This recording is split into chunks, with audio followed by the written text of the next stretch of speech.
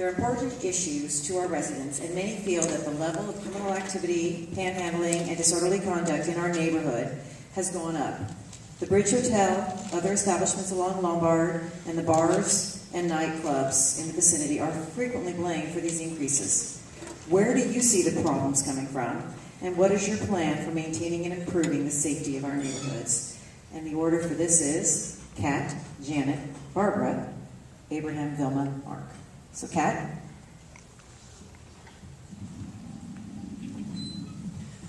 I've met with our police chief, and I also have a friend who's on the police commission, and the good news is I have been told that it's not gang-related activity. What we're dealing with in terms of the increase in crime is directly related to the crisis in our economy. So what we've seen is an uptick in auto thefts, and people should be aware not to leave anything interesting in your car. There are people who are meth users coming from the Polk Street area, and they take a spark plug and they just... and your window's crushed or broken and your stuff is gone. The other uptick has been robberies, specifically targeted around bars that empty out late at night, and unfortunately the victims might be a little inebriated, and they're easy targets, they're walking alone, they're in dark alleys, and so that has been an uptick in the crime lately. And one of the ways that can be addressed, besides not keeping anything valuable in your cars, is what Gravity is doing. That's one of our nightclubs on Scott Street in the marina.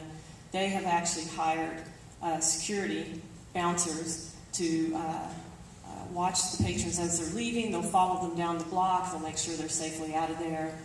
And they're a good addition to our police force. There's also been an idea that some Polk Street business people have arranged with the San Francisco Police Department, and that is to pay for a little bit of overtime so that we can have more cops out there during kind of the hours of 2 to 5 when it's low census for cops in our area. Another idea that Chief Gaston is approaching is hiring reservists. So these are people that go through the police academy. It might be like me, I'm a lawyer, but I've always wanted to kind of be a cop, so I could go through the police academy, and I could become a reservist. And I work for free, and he's hiring 80 reservists to beef up our patrols. So we can look forward to that in the areas of crime and safety. Well, I didn't meet with the chief, but I did meet with the captain of Northern Station, so you got me on that one. And also Ann Minix was saying that clearly we are fortunate in District 2 that we don't have the violent crime that many other districts do.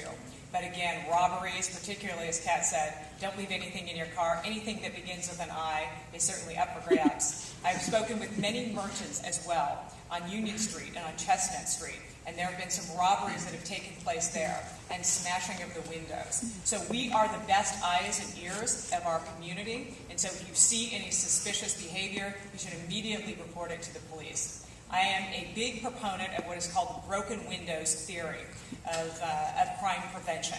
And what that is if there's one broken window on the street, you must fix that window immediately.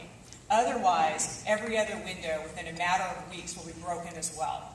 And so I think we must crack down on the small crimes, because often the small crimes turn into large crimes. I would like us to see, and I think Chief Gaston is doing this, to fully implement CompStep, which is a data-driven deployment of police officers that many cities have been doing. New York has been doing for 15 years. I had the opportunity to meet with Bill Bratton, who was the police chief under Rudy Giuliani and then went on to become the police chief of Los Angeles, where they talked about how effective CompStat is, and we are beginning to implement that in San Francisco. So the police officers are deployed where the actual crime is, and you are held accountable to your peers in that police department. I really applaud the chief. I think he is doing a terrific job. I thank all of our police officers, who I think in District 2 are terrific, walking the streets and really watching out for us. But again, it's incumbent upon all of us to watch out for one another and report any suspicious activity that we see directly to the police, because they do take that data and record it, and depending upon where the crimes are or the suspicious activity is where police are deployed. Thank you, Barbara. Well, I have something we can agree on here, and that is that Police Chief Gascon is doing an excellent job. He has a lot of experiences in what he's doing, and for the supervisors to step in and try to micromanage the police department does not sound like a good idea to me, and I don't hear anybody here suggesting that. The tools with which Mr. Gascon works are up to him, because he's doing a good job. So, broken, don't fix it. On the subject of the Bridge Motel, the legal process for remedying the situation is a lawsuit. And in this lawsuit, it's a public nuisance type lawsuit. Now, under a legal precedent called query, it demands that the city take a neutral position with respect to the litigation, that what we're actually suing for is a remedy or an abatement of the problem, as opposed to some kind of financial compensation.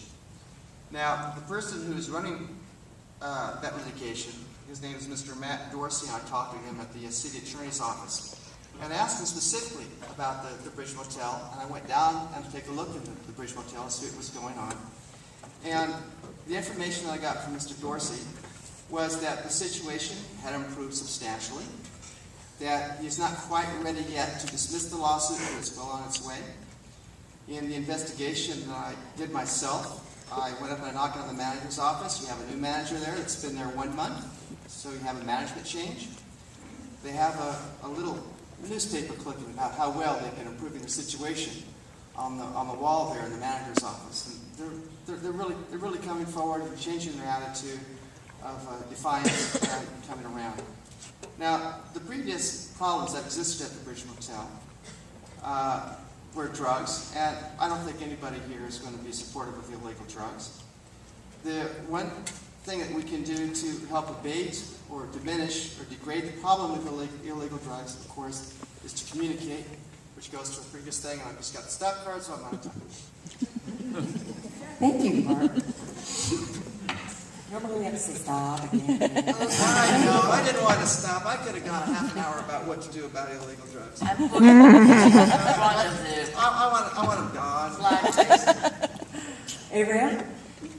Sure. There's going to be a lot of agreement. I have nothing but good things to say about Gascon. He's been doing a wonderful job. ComStat is something that he spoke about when he first got here and trying to deploy, and I think it's a great idea. I have everybody on here on one issue. Not only have I met the chief twice, but I meet regularly with the FBI, the ATF, the CIA even has a case on my desk right now. Okay, so. Quite seriously, the one thing that this gives an opportunity to talk about is the fact that our criminal justice system is actually breaking down. And part of the reason, aside from the economy, that we have the problems that we're having right now is because the consequences for committing petty crimes are completely non-existent. The public defender runs a very sharp office, and he's running circles around our DA. And we definitely need someone who is going to exercise oversight over that office at this point. I will tell you, it is something that gets into the nitty-gritty of things. You have to know how to have cases assigned, reviewed, hold people accountable for them, and that sort of thing. It's stuff that will really drive you all really batty with boredom, but it's stuff that somebody who's taking this job really ought to be able to do and should make sure that the DA is doing. We need more consequences for the crimes that are being committed. The economy, I'm sure we'll have an opportunity to talk more about that and how we get small business back up and running in San Francisco.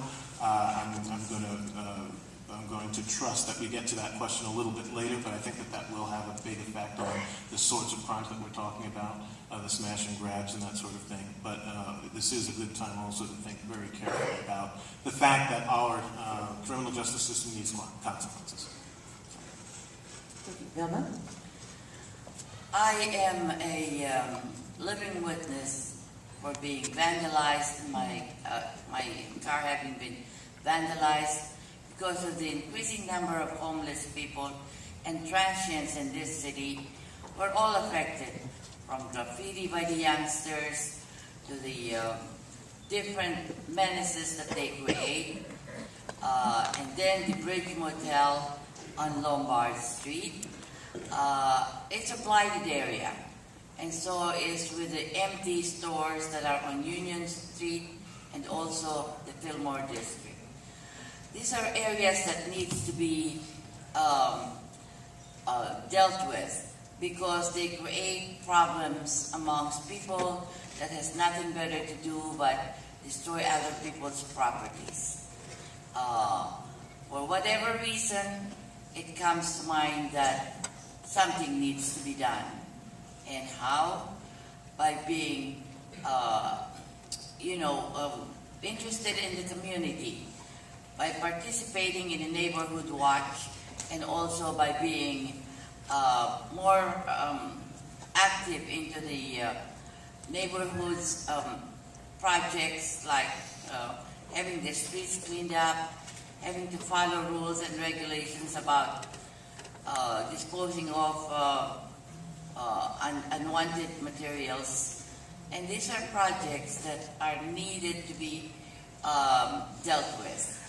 And the properties that are being vandalized, even the porta potties that are in front of construction sites, it has diminished a little bit. Not quite, but at least it has stopped since we've had the new chief of police.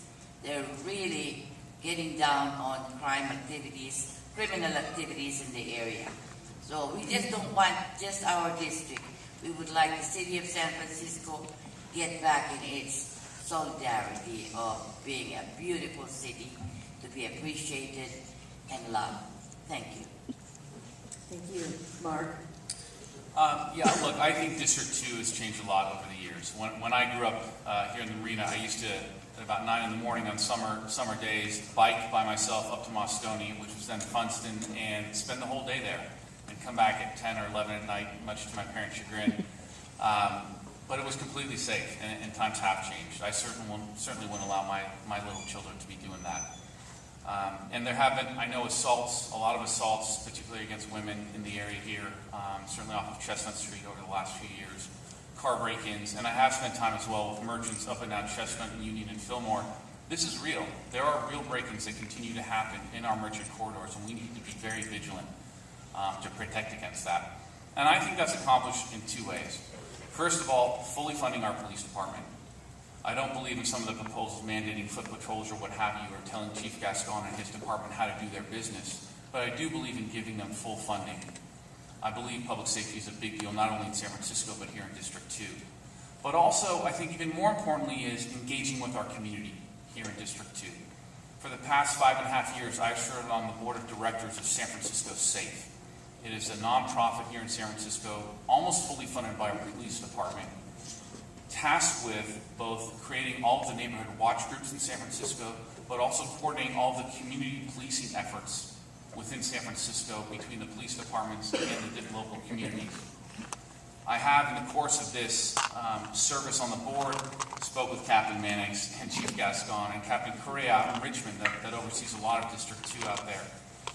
And I think the one thing that has gone on lately that we need to continue to empower are these community advisory boards. Every single police station has a community advisory board now made up of between 10 to 20 citizens that have been already selected and are serving on these community advisory boards that meet regularly with the captain in each station, report back community issues, and engage with the captains to inform their police officers of exactly what's happening on the streets. I believe we need to continue to empower these groups and give them greater influence, and that's the way we engage our communities locally here in District